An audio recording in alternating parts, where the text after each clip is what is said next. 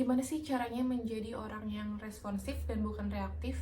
Gimana caranya biar bisa menjadi lebih tenang, lebih kalem, dan gak meledak-meledak kalau misalnya lagi emosi, gak gerasak gerusuk kalau misalnya lagi ada masalah. Karena aku tuh orangnya gampang banget single bacok. Karena kalau misalnya ada yang men-trigger sedikit, aku langsung meledak. Kalau misalnya ada yang komentar sedikit, rasanya pengen bales dan melakukan pembuktian diri. Terus gimana sih caranya biar kita itu nggak reaktif? Selamat datang di channel aku. Di sini aku akan bahas tentang berbagai macam pengembangan diri.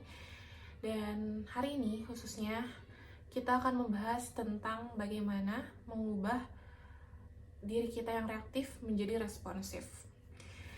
Yang pertama yang kita butuhkan adalah self-awareness atau kesadaran diri. Tanpa kesadaran diri, kita nggak akan tahu kenapa kita reaktif, kenapa kita meledak-meledak, kenapa kita gerasak-gerusuk gitu ya. Jadi kita harus tahu dulu akarnya itu dari mana. Yang pertama dengan memperhatikan pola berulang. Apa sih yang men-trigger kita? Apa sih yang sering membuat kamu marah, kecewa, sedih, dan lain sebagainya?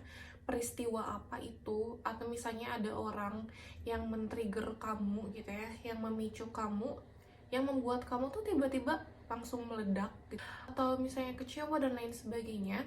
Nah, kamu sadari hal itu dan itu karena apa gitu. Biasanya itu polanya udah berulang dan respon kita terhadap itu biasanya tidak wajar atau berlebihan. Nah, itu menandakan sesuatu dalam diri kita tertrigger, terpicu, dan itu karena ada luka dalam diri kita yang belum dilihat atau belum disembuhkan oleh kita.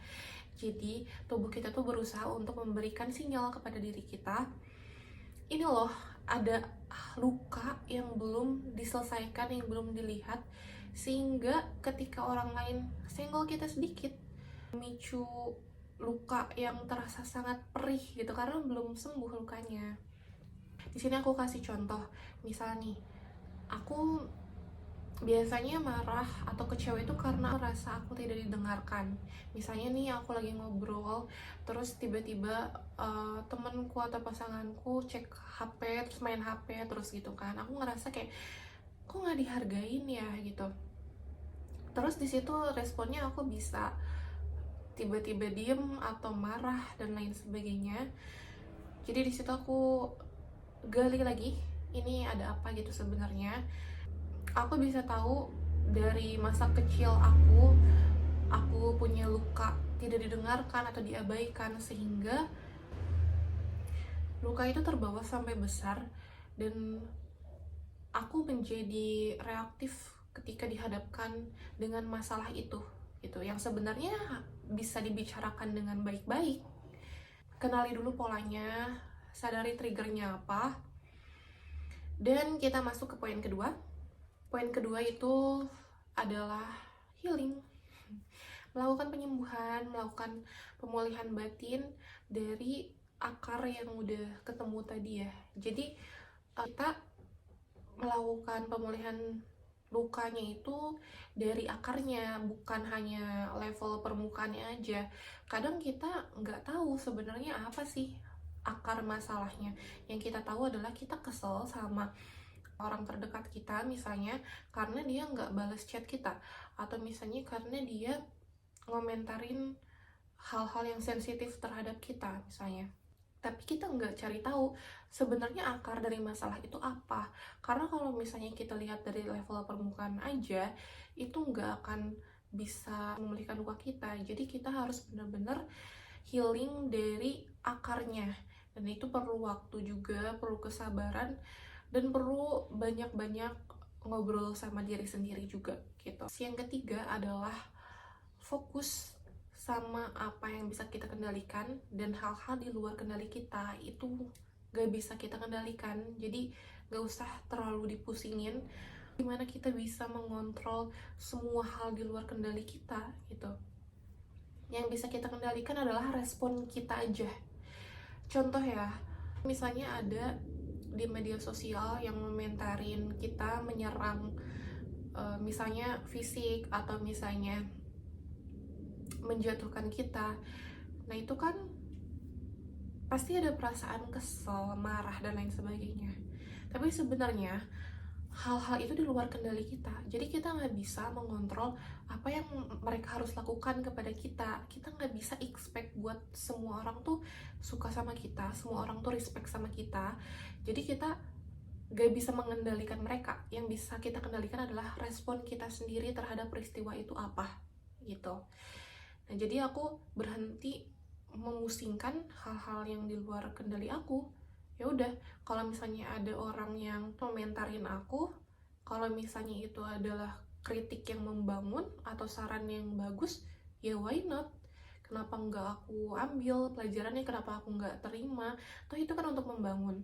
Tapi kalau misalnya ada yang berkomentar untuk menjatuhkan aku atau menyerang pribadi aku mikir ya udah terserah dia aja, dan aku nggak akan menghabiskan energi aku untuk konfrontasi dia gitu, untuk melawan dia gitu. Untuk apa aku menghabiskan energi aku untuk hal yang gak penting?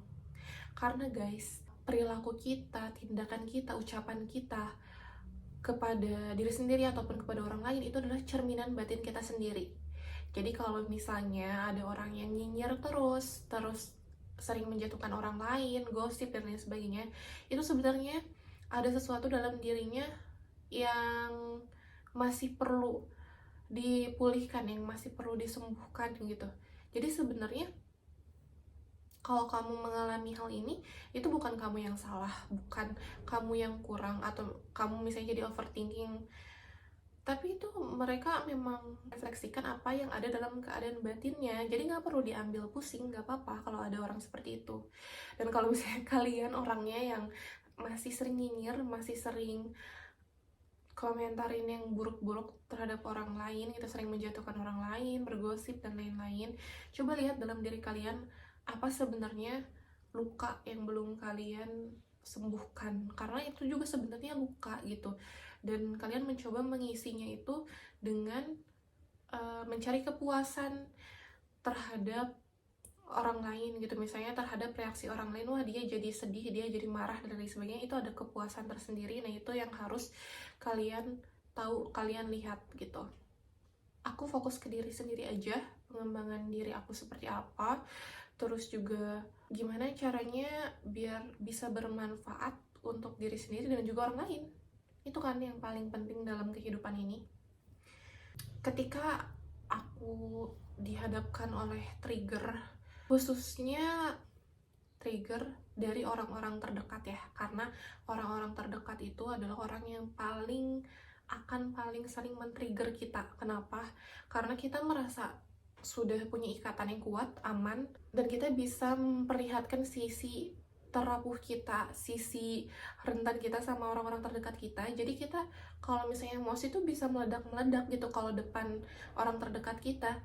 Coba bandingin ketika kamu marah sama temen kamu yang tidak begitu dekat, atau misalnya di tempat kerja dan lain sebagainya, pasti kamu menahan diri kan untuk marah, karena ya kamu belum punya ikatan yang kuat, belum merasa aman, dan tentunya nggak mau dong melihatkan sisi rapuh atau rentanmu. Tapi kalau misalnya sama orang-orang terdekat, kamu bisa banget tuh langsung meledak-meledak gitu, nangis-nangis dan lain sebagainya. Nah jadi sadari dulu ya triggernya. Biasanya aku lihat juga apa sih yang paling sering jadi bahan berantem aku sama orang terdekat. Nah itu mungkin juga punya luka di situ yang harus diberesin gitu. Nah ketika ada yang men-trigger aku nih, aku akan beri jeda dulu. Jadi aku nggak akan langsung respon, tapi aku akan kasih waktu dulu diri aku untuk bisa memproses emosi-emosi itu. Misal nih udah janjian sama temenku ya, teman deketku, terus udah gitu dia tiba-tiba membatalkan janjinya misalnya. Nah terus di situ pasti kan aku kesel, pengennya kan marah-marah gitu ya. Tapi di situ aku diem dulu, kasih jeda, tenang, tarik nafas dulu, proses dulu aja emosinya, gak apa-apa, kayak aku lagi kesel, aku lagi kecewa dan lain sebagainya. Dan jangan sampai kalian itu menekan emosi ataupun membuang emosi itu jauh-jauh ya, karena itu nggak akan hilang, nanti malah menjadi numpuk di badan kita dan akan semakin men-trigger kita kalau misalnya tidak dipulihkan. Jadi nggak apa-apa, proses dulu aja. Nah, kalau misalnya orang itu ada di hadapan kita, kalau kita udah selesai, baru kita bisa bicara lagi. Tapi kalau misalnya kita ngerasa masih perlu banyak waktu untuk memprosesnya, kita bisa bilang aja, maaf ya, ini aku lagi kesel atau lagi marah dan aku butuh memproses hal ini semua. Jadi nanti kita akan ngomongin lagi masalah ini kalau misalnya aku udah selesai, kalau aku udah tenang gitu. Dan itu adalah menurut aku solusi paling baik untuk menyelesaikan masalah. Jadi jangan dengan agresif ya, meledak-meledak menyalahkan orang lain, atau dengan pasif gitu ya, kayak sebenarnya kamu kesel tapi kayak ya udah ya nggak apa-apa, oke gitu ya, tapi kamu kesel. Atau dengan pasif agresif, misalnya dengan silent treatment, atau misalnya kamu dengan nyindir di medsos dan lain sebagainya. Yang paling bener tuh ya udah omongin aja. Kalau misalnya kamu ada kekesalan, kamu misalnya ada unek-unek dan lain sebagainya, kamu tinggal ngomong aja, tapi dalam keadaan kepala dingin. Jadi ketika keadaan itu udah tenang dan kamu udah proses emosinya, jadi akan lebih mudah untuk kamu bisa berkomunikasi dengan baik gitu. Yang paling penting dan terakhir adalah latihan. Kita nggak bisa berubah dalam waktu semalam, kita nggak bisa cepet-cepet gitu ya melakukan perubahan kalau kita nggak latihan terus. Karena jujur aku pun dari reaktif menuju responsif gitu ya, menjadi lebih tenang dan kalem itu aku butuh latihan banyak banget, butuh waktu yang lumayan lama, butuh kesadaran yang luar biasa gitu ya. Jadi kalau misalnya kalian mengharapkan hasil instan ya nggak akan bisa, karena ini butuh latihan dan konsistensi kalian. Jadi jangan capek gitu, jangan patah semangat untuk terus melakukan perubahan yang lebih baik ya, karena banyak banget manfaat yang bisa dirasakan ketika kita bisa responsif dan bukan reaktif lagi terhadap sesuatu. Coba kalian rasakan sendiri. Kalau di aku sih rasanya aku udah nggak buang-buang energi aku untuk hal-hal yang nggak penting, sehingga aku bisa jadi lebih fokus kepada diriku sendiri aja dan hal-hal yang baik tentunya gitu. Oke, hari ini sekian aja. Dan kalau misalnya kalian ngerasa video ini bermanfaat dan mungkin ada teman atau keluarga kalian yang membutuhkan video ini, silahkan di-share ya teman-teman. Jangan lupa like juga, dan mungkin kalian mau sharing cerita-cerita kalian mengenai reaktivitas ini, boleh banget nih share di kolom komen. Dan aku akan terus membuat video tentang pengembangan diri, jadi tetap stay di channel aku ya teman-teman. Sampai jumpa kembali di video selanjutnya.